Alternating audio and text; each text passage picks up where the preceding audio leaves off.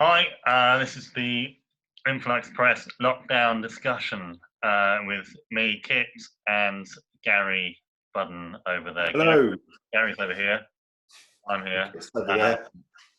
Gary's got books behind him. I've also got books behind me, so all good. We're going to talk to each other over about half an hour, and then we'll process a video and then put it up on Twitter, and hopefully people will watch and have a little discussion in the Twitter space afterwards. Today's topic, this week's topic, it's going to be every Thursday at 2 p.m. I should have said that at the beginning. This week's topic is anthologies. Why, who, where, and what's the point? So I think I'm just going to kick off. Yeah, let's do it. So Gary, we started Influx Press with an anthology. We did, yeah, we did. Acquired for development. I think there's quite common for a small press to start off doing an anthology. Have you got any thoughts on why that might be? Yeah, I do. I mean, I'm trying to think why did we start with an anthology? I mean, it feels so long ago now. It was 8 years ago since that book came out. I suppose because maybe an anthology seems from the outside easier to put together in some way. You're dealing with short pieces. Our anthology was kind of creative non-fiction, short fiction and poems. Maybe that seems like an easier task than putting out a novel or a collection, first of all. Why did we do it? I don't know. We knew lots of different writers who could each contribute a little bit. And I think we had a clear idea for a theme. I think anthologies are very good for a theme. The theme for that book, I'm sure a lot of people are aware, was kind of the area of Hackney pre-Olympics. So that period up to about 2011, when that bit of London was in quite rapid change. That's why we did it. Influx. Or Influx. As it may be. Which actually was the original name of the anthology, Hackney Influx. The thing is, I'm not sure an anthology is easier, but we'll talk about that in a bit. Yeah, I agree. I think it's, from the outside, it doesn't look like it's a good thing to do. I think one of the best things about it is that you have suddenly a pool of writers who can talk about the book and will tell their friends. And, if you've got 20 writers involved in a project, they're going to have 5 friends each who might talk about the book or come to an event, and that's like 100 people.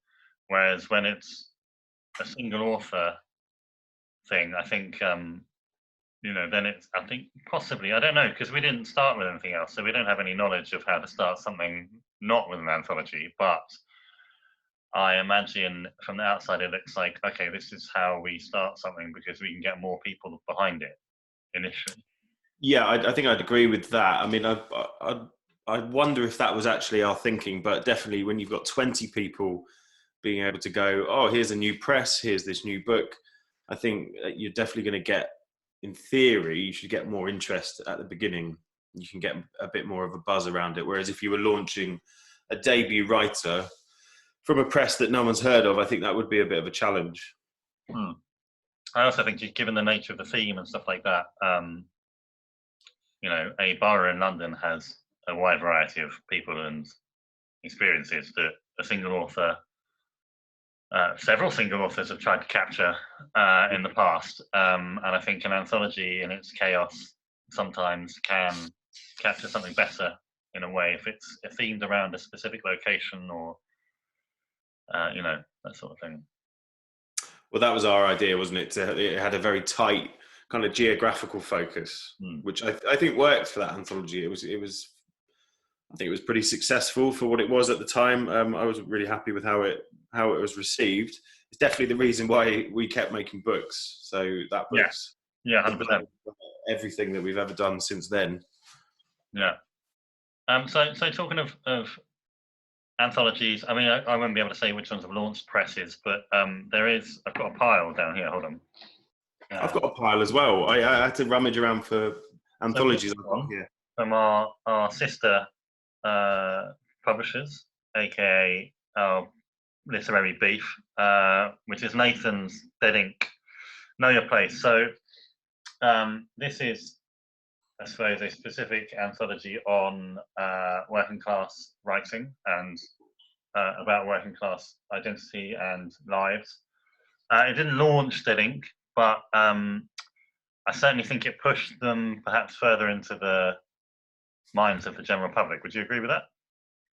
Yeah, I think so. I mean, I've got a few scribbled notes here. So I was going to say there's different kinds of anthologies, aren't there? So our first one was a bit of a hybrid, but this is definitely an example of the essay anthology, as opposed to like a short fiction anthology or a poetry anthology. They seem to be the three main ones. I mean, Know Your Place is a real example of there was a big upsurge of, I suppose, issue anthologies, weren't there, that all came after The Good Immigrant, kind of tackling kind of wide social issues. Ah, you've got it there. Yeah. So yes, I think this was like, at the time The Good Immigrant, obviously it sold a shitload. It's launched several careers and has addressed many things in publishing and without outside of publishing. I think it definitely, well, you might say, changed the game. But yeah, it's kind of a, I wouldn't say it's a single issue, but it's definitely got an issue focus rather than, say, a geographical focus, which Acquire for Development by had, if that makes sense. Well, and also importantly, it's not fiction, it's not creative work, is it? It's essays by a lot of creative writers, a lot of novelists and so on, but it's different to writing, putting out an anthology of short fiction about this subject, which would be very different, don't you think? Yeah, very, very different, because this is about kind of lived experience, or I suppose there's a political, not a political edge, but there's a way of writing an essay that's very different to fiction. When you're writing short fiction, you're going into spaces where you don't have to necessarily have had the experience yourself. I think if you're writing a personal essay, like there are many in The Good Immigrant, that requires a personal experience of perhaps the thing that you're writing about. So I think I've got something here I can show you. While I was rummaging around at what I've got at home, a lot of my books are in storage or at our workspace that we can't go to. Found this one. As you know, I'm a big Joel Lane fan, but he was also an anthology editor. Right. This maybe is a good, not counterpoint, but showing that here's an issue. What is it? It's Never Again, weird fiction and against racism and fascism. But this is all short stories, so a different approach. And I quite like this idea that you would get themed fiction exploring a topic, but it's definitely a different way of approaching it than doing the personal essay. I think I don't know which one's more effective, and it doesn't have to be a competition anyway. So no, but it's interesting who and what would choose which one, right? Like obviously when Nikesh was doing The Good Immigrant, it was about talking about things that were not being spoken about. And doing that with essays is maybe a more confrontational approach, or a more kind of, I guess, like in your face approach. And fiction, you can perhaps hide a little bit more, or it's maybe perhaps not as direct, I think. Yeah. So I'll show you another one. This one maybe, hopefully it's not too narcissistic, but this is one of the ones I had here. So an anthology I co-edited, right. Not for Influx or Influx Press, was this one. You can see An Invite to Eternity, which I co-edited with Marion Womack. But this is I suppose this is an issue anthology, because as you can see, it says Tales of Nature Disrupted, but this is supposed to be fiction responding to the climate crisis, to the eco issue, something that I found more interesting than doing a book of essays about this. Firstly, because there's lots of books of essays about this subject, like I don't know, like The Dark Mountain, they put out an essay anthology. But also certain topics, I think, like the environmental issue is such a huge, scary, kind of almost unknowable topic. Fiction seems like a better way of exploring it to me than a personal essay. Whereas Know Your Place or The Good Immigrant, I think maybe they were definitely at the right time, I think, don't you think? I agree. I think with something like climate change, which is kind of at the moment slightly unseeable or Mm. unknowable, or like you say, so existentially vast, it's hard to put that into. It's, it's hard to write about that without using fiction because some of it isn't happening yet. Yeah, So with The Good Immigrant and Know Your Place, a lot about that is about experience that has already taken place. And there's essays about in both of them about prejudice or moments of discrimination or growing up in a racist environment or whatever. That's about something that's occurred in the past. And what you're showing there, that anthology is about what's to come, I guess. And I guess both fiction is possibly better at doing that. yeah, it's sort of what's to come, but also there's certain issues that are so huge, like the environmental issue is what's it referred to as a hyper object. It's something so big we can't really we know it's there, Mm. but we can't really get our heads around it. It's so huge. So this sort of idea that there's something that we know exists that we can't properly understand. I think fiction's a very good way of exploring that, and then getting many different people's. That whole book was a very international selection of writers, so you're getting all these different perspectives from all around the world. That was kind of the logic behind that. I mean, I suppose the question is, doesn't it, when you're doing the issue anthology, be it essays or fiction, I mean, does it help, do you think, in any real terms, do we think? It's an interesting question, isn't it? Because how does any literature help? Yeah. Well, In we've gone very deep already. like just in the general scheme of things, yeah, literature is good in providing comfort and education and inspiration.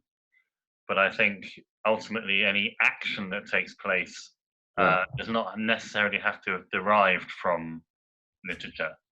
There's plenty of movements across the world. Chipko movement in India, which was like a pro-forest, pro-tree movement. The Zapatistas, Mm. the movement in Cochabamba in Bolivia,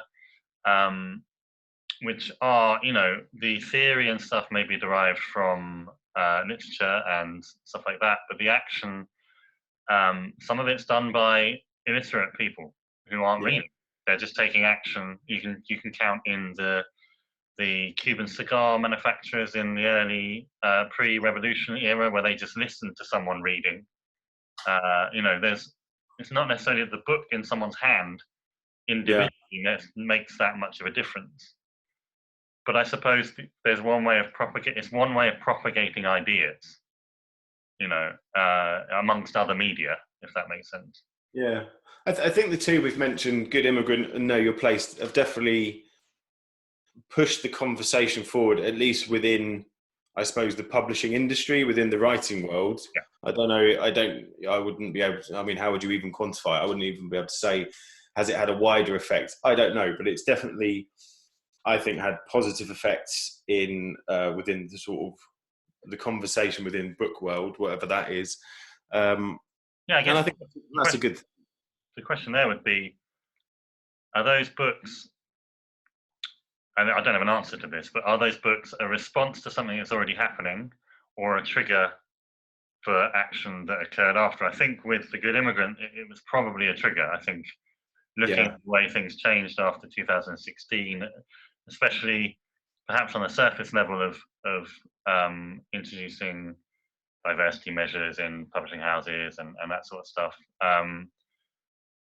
It's certainly, I think, and I'm happy to be wrong or corrected, but I think it's had an impact on publishing and also had an impact on individual readers in terms of empowering them and giving them a voice or knowing that they're not on their own in their experiences.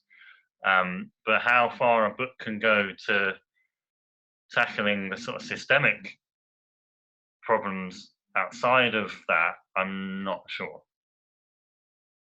Yeah, I'm not either. We've got deep questions here about the power of literature. So here's a good one to then move it on to. So this is the comma Press protest anthology. Oh yeah.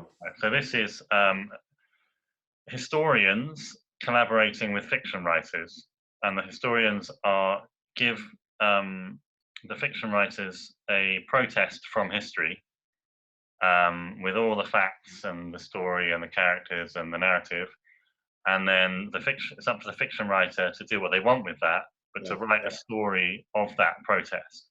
Yeah, I really like that idea, and this is something I like about the fiction anthology, is that you get something, if it's around a theme or a very specific brief like that one, you get a piece of work from a writer you might like, that wouldn't exist otherwise. And I really quite like that, the stuff that you force things into in existence, that I think sometimes having that kind of parameter for a writer can be really exciting. Your description of that book makes me want to read it very much. I mean, that's a great, I'm a fiction writer myself, as are you.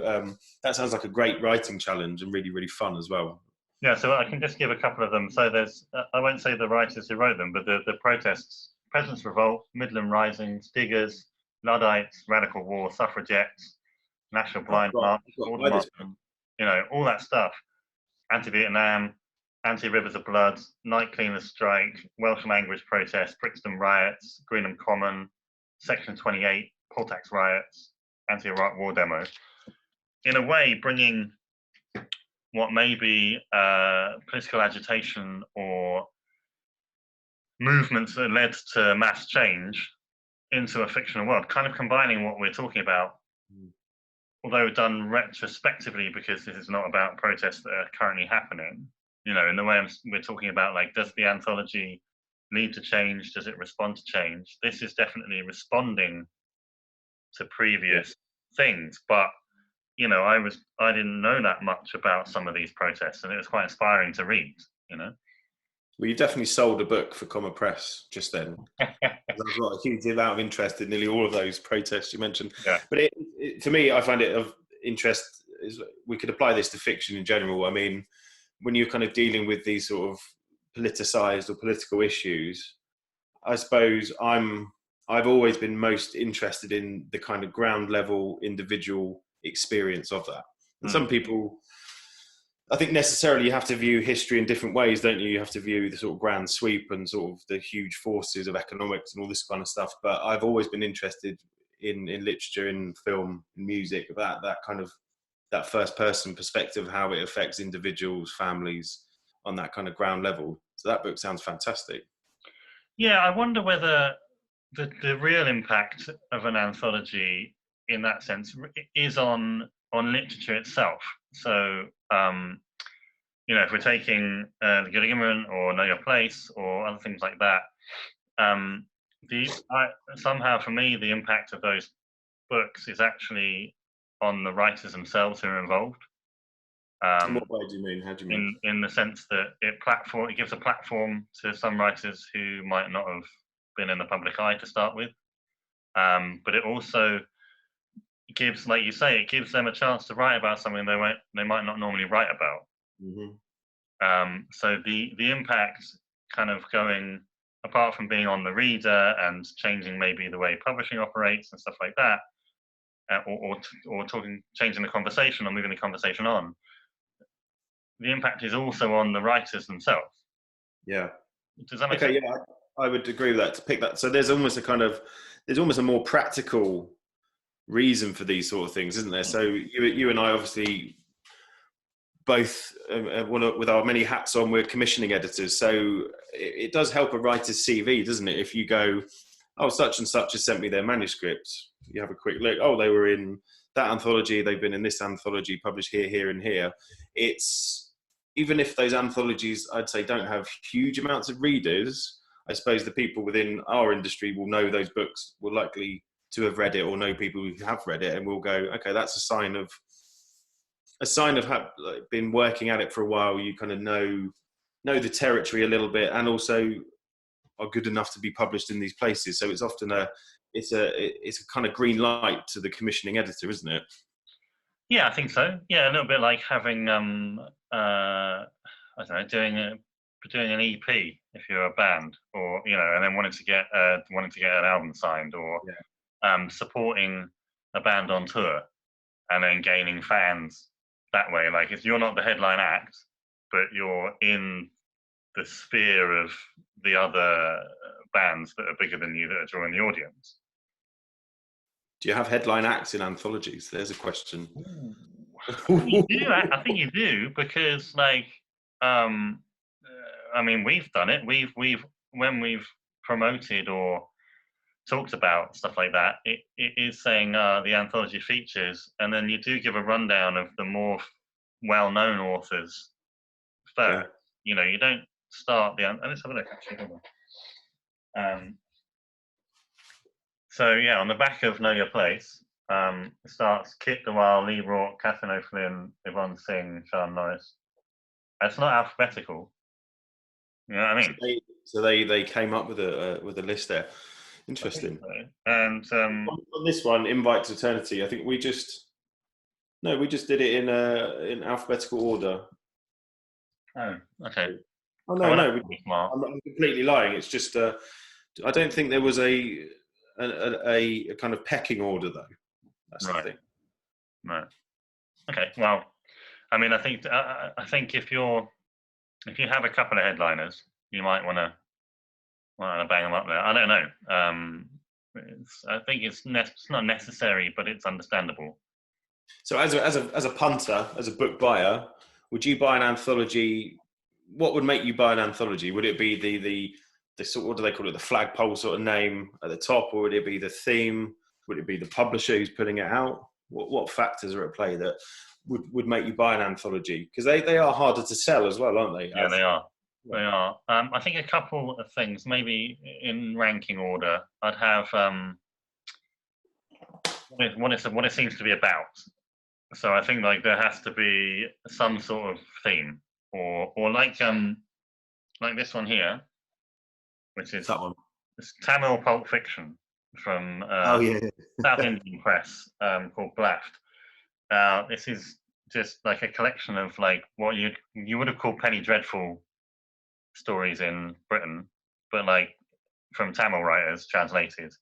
Now, I picked It that looks up. quite sci-fi from that cover, sort of cyberpunk. Yeah, it's mad. It's a really, really great book, but I picked it up because I was like, I've never read any Tamil books to start with, and these are all translated into English. So that's one thing. But I don't know. I didn't know who the publishers were. I didn't know who any of the authors were. Right. So then that was a thing of like, oh well, the only thing that's selling me on it is the Tamil pulp fiction. It's Tamil pulp fiction. Now, with say, I don't know, other anthologies, I think the editor, if the editor is someone I know or I've heard of or I respect their work, that might be an influence on it. So Nick Royal, his best of British short stories selections are often really good. So just to interrupt on that point, I was going to mention this. So those are reprint anthologies, aren't they? Which serve a slightly different function, don't they? Yeah, I mean, we were saying like it's almost a sort of stamp of approval. The kind of best of British short stories is a sort of double stamp of approval, isn't it? These are stories. I mean, for anyone who doesn't know, they've already been published that previous year, haven't they, in the various different journals, anthologies, and then it's kind of collected yearly. So I wonder how many, I hate to use this term, of the general reader would pick up the best British short stories anthology. It's the kind of thing we would look at as editors, as people quite heavily invested in all of that stuff. I don't know.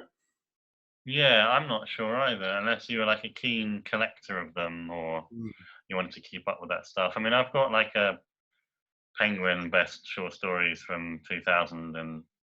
I can't remember now. I've got some of them, but I think I tended to.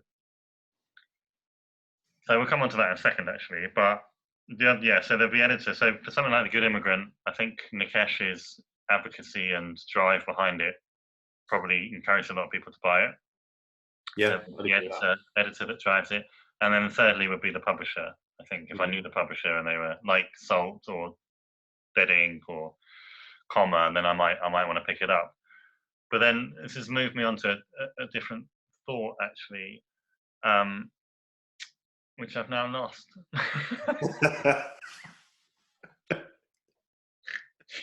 Oh no, I totally forgot. What were we talking about just before I ended up giving We those up to. were talking about best of British short stories. Reasons why you would buy an anthology as a book buyer. What would persuade you to buy it? We've gone through the theme, the topic's quite an important one. The editor. Yeah, that was it. I can't. I know it's gone. I think it's about collected works, Yeah, anthologising older work, stuff like that. That's a very different game to directly commissioning, isn't it? it is. Well, let's go to that sort of collecting stuff. I've got two here, which are kind of anthology series. So, can you see this one? So, this is Uncertainties, Volume 4. This is published by Swan River Press in Ireland. This is the fourth volume. So, I think if you're quite invested in a certain type of fiction, these are kind of really nicely produced books as well. So, it's kind of appealing to the bibliophile. You'll probably want Volume 1, 2, 3, 4, and so on, because if you are that kind of collectory type, which I definitely am, you'll probably buy it Volume 5 after this, just because it's part of this series. Yeah, and that's an ongoing thing, isn't it? It's not a one-off anthology that is designed to shake things up or anything like that, I guess. Yeah, it's interesting, isn't it? Because with an anthology, you can anthologize lots of people. You can anthologize one person's work. I have a. Is Would you that? count that as an anthology? I think so. Would you? I've got a collection of. I guess it's a collection. I don't know what's the difference.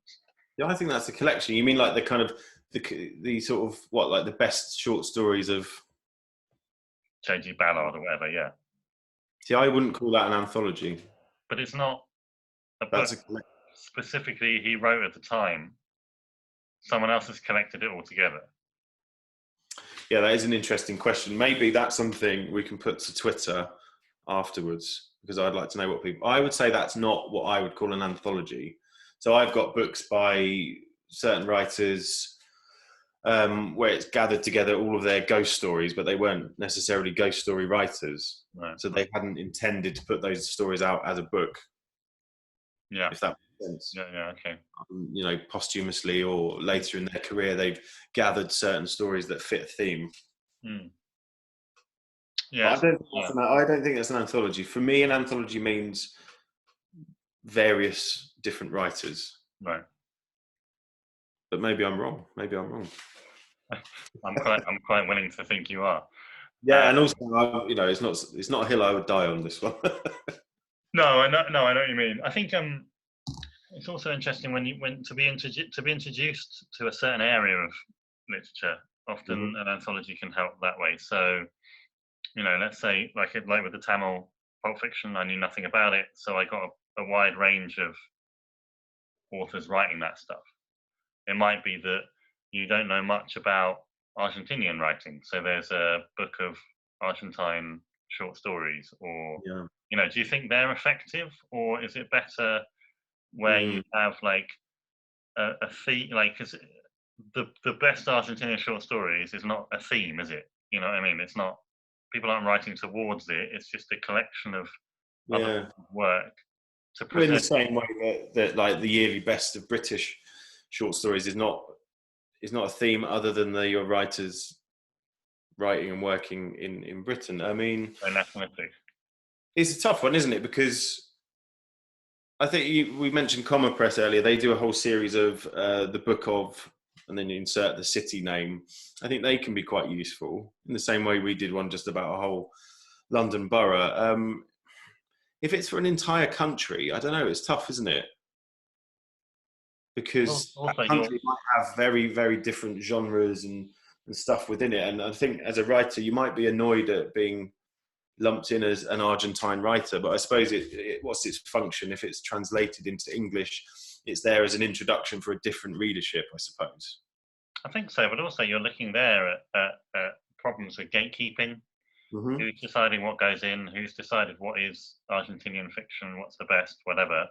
If you're just receiving that as a translated work, unless you do unless you're a proper bibliophile and you really go looking after all this stuff, that might be enough for you to just be like, oh, this is what Argentinian writing's about.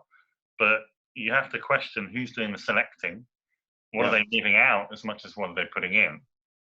and sort of problems of you know, representing what types of writing there are in that. I think in those collections, that's quite difficult. And I think for me, and this is definitely a personal opinion, I've always been uneasy about treating another culture or another country as a genre.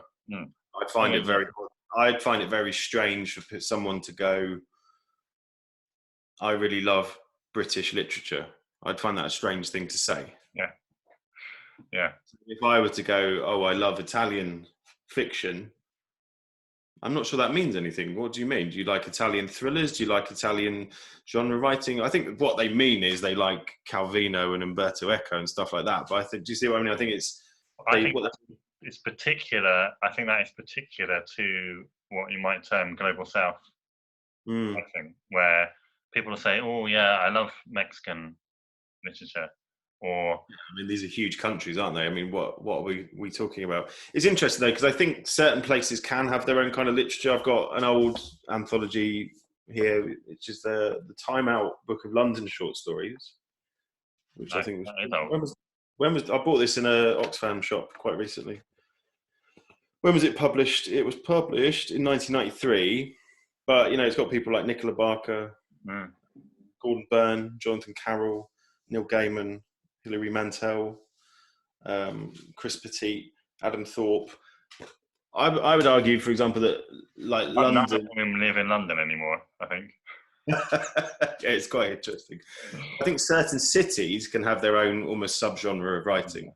Yeah. So I'd be more interested in what comma do, like the Book of Paris or the Book of Beirut or all that kind of stuff, rather than here's a country's short fiction boiled down to three. I think the country element is this sort of reductive or almost colonial mindset of like, oh well, that must be the Argentinian literature is a genre, or the what is Pakistani writing? We don't apply that necessarily to, I think, what would Western European or American literatures. I don't think, I might be wrong, but I think there's more of this kind of reductive, almost exoticization of those other cultures. You think you'd find it less likely for a British reader to say, I love French literature or I love German literature? Do you think that's less likely? I think you might say I love reading in French, or some of my favorite writers are French, but I don't know. I think I've heard more from people saying, oh, I love X Latin American countries writing than I love German literature. Yeah. But maybe I'm curious to see what, if anyone on Twitter says about that. I think it's a really good question to ask. I've got a question for you. What might put you off an anthology as a reader? Cover. Is that true? That's true of any book, though, surely. The paper stock. Yeah, I mean, I think I don't know. I think if it felt too disparate, I think if it just looked like a bunch of stuff chucked together, like the Penguin Book of Short Stories, I don't know who's choosing those. I don't know why they're being chosen. That would not make me want to read them. I think. Yeah, because it's too vague, really, isn't it? It's and I don't understand why it's being put together. I don't like similarly, if you like the best love poems, or where it's just poems over 500 years all chucked together. I don't. That doesn't interest me so much. There's a theme there, at least, right? Romantic as in to do with love rather than the genre. Yeah, I guess so. Maybe it's just poetry then. I suppose like the love poetry anthology feels almost like a gift item to me. Do you know what I mean? Something you'd buy as a gift rather than something. I don't know. Yeah, I think so. What would put me off? I think I wouldn't be put off by not knowing any of the writers. I might actually be more put off if they were all well-known writers, because I would feel like, has anyone made any effort to include anybody else who isn't a member of Hachette? Like that's probably how it would feel, perhaps. And I'd probably be put off if it was seemingly all the same writers with the same background. Yeah. You know, I'd like a variety of authors involved. And actually, Yeah, which I think is probably important with everything, really, isn't it? With every kind of project like this. I'm going to have to. I'm looking at the clock. We're going to wrap this up in a minute. How long have we got? I don't know, 5 minutes. 5 minutes. You got Okay. any questions? No, I was just thinking what might put me off. I don't know. I definitely prefer fiction anthologies, I think. I'd be put off if I was in it. You wouldn't want to be part of that club that would have you. No, you wouldn't want to read an anthology that would have a piece by me in it. I think the person thing, I prefer fiction around a theme. I'll just show one more that I managed to pick out.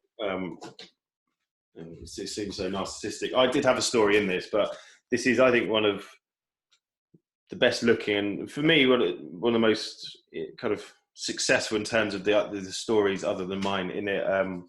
This Dreaming Isle, which was edited by Dan Coxon and published by Unsung a couple of years ago. And the idea was just kind of weird or uncanny fiction about responding to the landscape of the UK, all around the UK, including the cities. And that quite a clear theme, but gave a huge scope. And it was just, I really liked, again, you get that kind of focused response from writers, but then every response was incredibly different. Yeah. I think I'm more interested in that than reading a book of essays. So it's just a personal thing. I'd rather read the writer's fictional response to the topic than their essay about it. I think I'm the opposite. I think I prefer essay. I don't know, this might not be true, but I think maybe I read more non-fiction than you anyway. Yeah, maybe. I think, but I definitely prefer essays and getting to grips with a topic via non-fiction. I do like fiction anthologies, but like the protest, that comma protest one is like my ideal, where it's like a hybrid of both. I think it's got a rigorous non-fiction background to it, but it's actually fictionalized. You know. Yeah, it does sound great, to be honest. I wish I'd had that idea. I would just published that. It's such a good idea. I got one more question. Okay. Only because I'm in it. Does this count as an anthology? The Good Pub Guide. That's a guidebook. That's different, right? Surely. But it has several introductory essays, of which you wrote one, didn't you? A Design for Living. About interiors of pubs, of which I'm obviously an expert. So there's like an essay anthology hiding within the guide. Yeah, exactly. Let's see what anyone on Twitter has to say about that. I don't know. I'm on the fence about that one. Okay, that's fine. Okay, so my last question for you would be: you have to give it away any ideas? I don't think we're going to do an anthology anytime soon, but are there any anthologies you would like to see in the world? That's a big question to end on. Anthologies I'd like to see in the world. You kind of got me there. I really like that sort of protest theme. So maybe something along those lines where you match writers with sort of historical events. I mean, do you think there is any good kind of music inspired anthologies? I'd love like a good anthology that was inspired by a certain kind of music. I know there was one Joy Division one that was quite good. Under My Thumb. Do you know that book? That's about women who love misogynistic songs. See, that's interesting. That's essays, is it? Yeah, I haven't read it, but I know of it. Yeah, I think it's essays, and I'm assuming it's essays. Yeah, and the kind of difficulty of loving Snoop Dogg or whatever, right? Or Under My Thumb, which is the Rolling Stones. Under My Thumb, that one, which is basically about like having a girl under your thumb and manipulating her, but it's got a sick beat. So yeah, maybe more stuff exploring these kind of odd contradictions we end up with in culture. I quite like that. That's not a very good answer. I'd need to think about it. I'll come back to it online Twitter with what I'd really like to see. Maybe a really good anthology of fiction inspired by punk and hardcore. There you go. I'm sure there are some, but I don't think there's a lot of good fiction around that stuff. Okay. Unless anyone wants to educate me on it. So that would be a sort of dream for me. That would be that kind of mixture of two passions. So there you go. Sounds good. Right, we're going to wrap this up because otherwise we're going to run out of time because we're using this shit for free. Yeah, so get into Twitter below our post about this very video. Thanks, Gary. Thanks, Kit. I miss you. Yeah, I'll see you in the flesh in, I don't know, 6 weeks or so. And we'll be back next week, next Thursday. Let us know what you want us to talk about, and we'll pick a subject and take it on. Great. Thanks. Wow.